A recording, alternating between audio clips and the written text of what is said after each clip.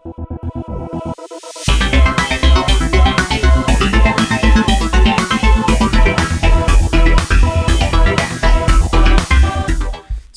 we have had the set for a little while now for Glory. It's been about a week at the time of recording, so I feel a lot more well placed to actually give you some reasonably, I hope, accurate opinions on the cards in this set. So yeah, let's get started, and we're going to be starting with red, as I'm sure you know because you read the title. And red is pretty good. The duelist stuff is pretty strong. So I'm just generally going to sort of yeah, I mean the utility of this card is pretty clear. Once you've the one thing I will say is that the 1-cost spell in particular I think for pretty much every single deck is really, really important. Without the 1-cost spell, the level 1, most of these decks are like really not very good. But once you get that 1-cost spell, these decks kind of go into the top tier, super powerful, like really, really, really scary things. So I think that's like the main thing to keep in mind. So I'll operate under the assumption that you've got the 1-cost spell at this point, and this means that whenever you move this out, it's going to be a 5/2, and it's buffing everything else, and that's obviously very good. So yeah, clearly a staple for the deck, and obviously it has the when destroyed effect, so you're never really going to be losing that mana, which is obviously great. The 1-cost, the fact this is a when summon skill is really, really shit.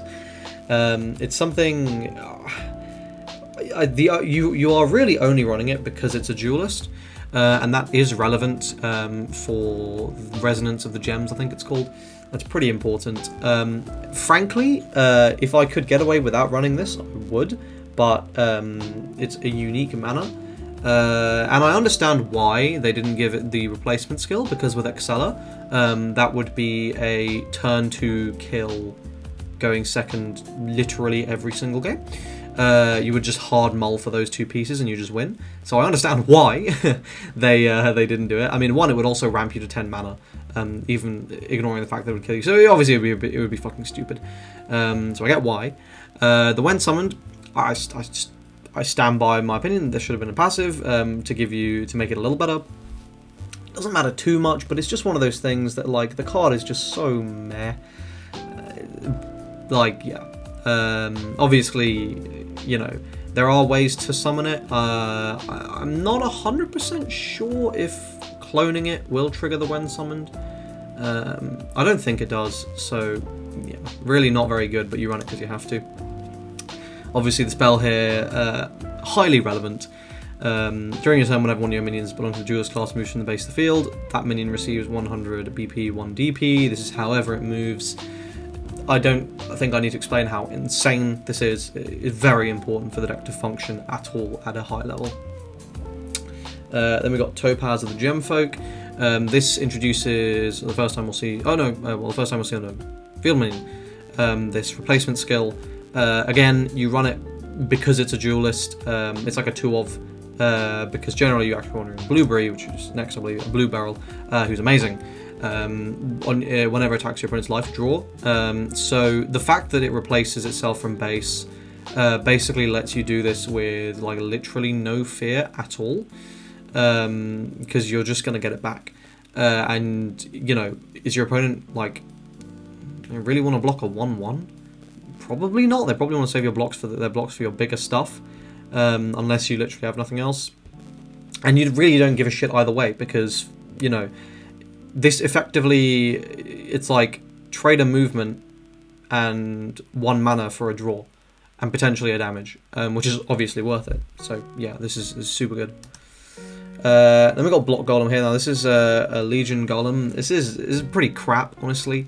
The fundamental issue with it is the fact that it forces you into Chimera, and there's like no reason a Golem deck would ever run Chimera. So like it's really bad. And even if it was on a better force, well,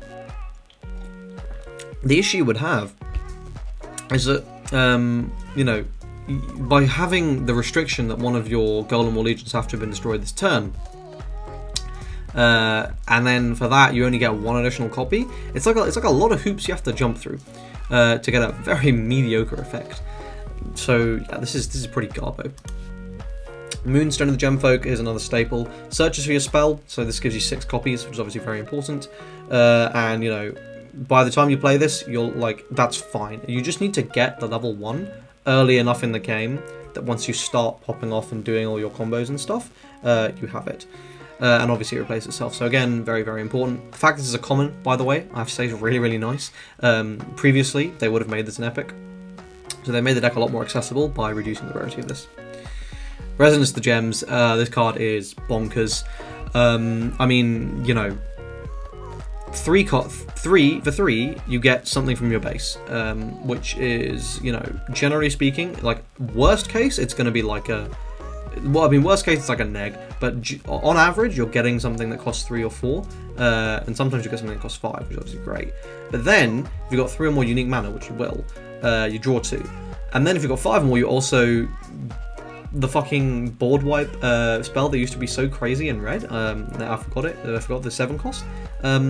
Yes, and obviously with Chiron, this suddenly becomes a 1 cost, which is mental. For 1, the value here is disgusting. And that's why, in my opinion, the best way to run this deck is Chiron Phoenix with a heavy amount of the removal spells, because you have a lot of spells you want to be using, and reducing the costs really helps you pop off. So yeah, I mean, staple 3 of. If you're not running 3 of this card in the deck, don't bother playing Jewels. Okay, Rock Launch. So this is a Legion spell. Now.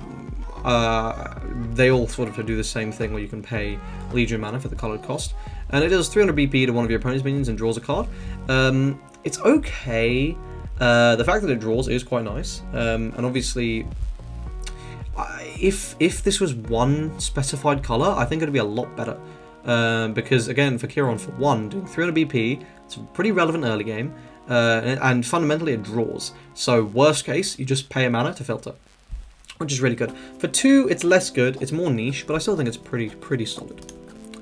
The level 2 Glistening Jewels here just straight up moves 2 things, and obviously you can get this for 2 with Chiron, and it puts him in the active state, so like it's essentially free if you play it for 2, because you just tap the mana you're about to move out anyway. And for 3, it costs 1 for the aggro. I mean, bearing in mind, these are going to be buffed cards, and they're going to do stuff when advancing, like a lot of them do, so yeah. Sapphire, as Untitled Gemfolk, this is your legendary, absolutely crazy card. So, charge, when attacking, you can move one of your minions belonging to the duelist class that does not name this card from your base to the field and put it in the active state, so that's obviously very valuable. And when destroyed, it puts itself back in. So, you slap this down, you charge it interface, you move something big out. If your opponent blocks this, you literally get it back, so you can just use it again on the next turn. And you've managed to just get something out for base as well. If they don't block it, well, cool, you know, fine. Super good. Amber, MVP, I've seen lists not running this card and it confused me. When summoned and when advancing, if you have a Duelist in your base, deal X to one of your opponent's minions, where X is the number of mana in your base belonging to the Duelist class times 100. This will typically be between 3 and 600, usually 400 or so, which is obviously like super fucking good. And then when destroyed, it moves back in. So yeah, I mean, this is super easy to trigger the when advancing. The when summon is also, you know, I mean, generally it's going to be a when advancing when it activates. It's just powerful removal. You know, for example, if you like if you were to cast your Resonance of the Gems, clone your 4 cost, deals 300 BP to everything, move your swing with your 4 cost, bring out this, deal 500 or something, that's going to deal with most of a board most of the time. And bearing in mind, you'll be able to do this pretty early, so yeah, very strong. Then we got Military Chief of Agama. This is 5 cost, 0 specified cost, with charge, and when summoned, if you have chosen Siren, you can move one of your minions belonging to Dwarf or Legion from your base and the field and put it in the active state. This is okay, but again, there's just better cards you'd want to be running in the Legion deck. Like, it's not really worth it. Like, you know, 5 for a 5/2 charger.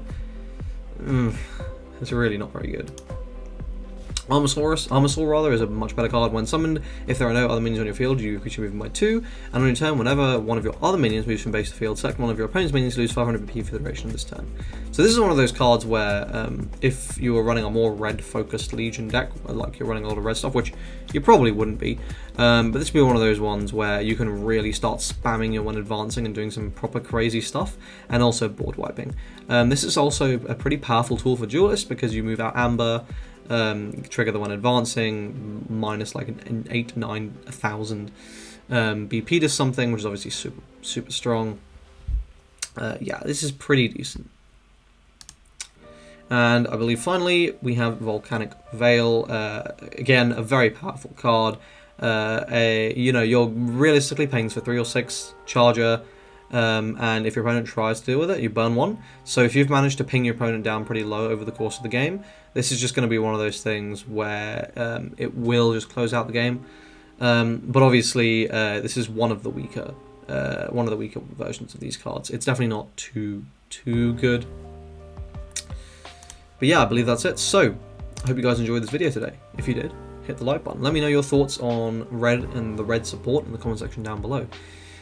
Please like the video if you enjoy it, and please join Discord servers and all that stuff to discuss Zenonzard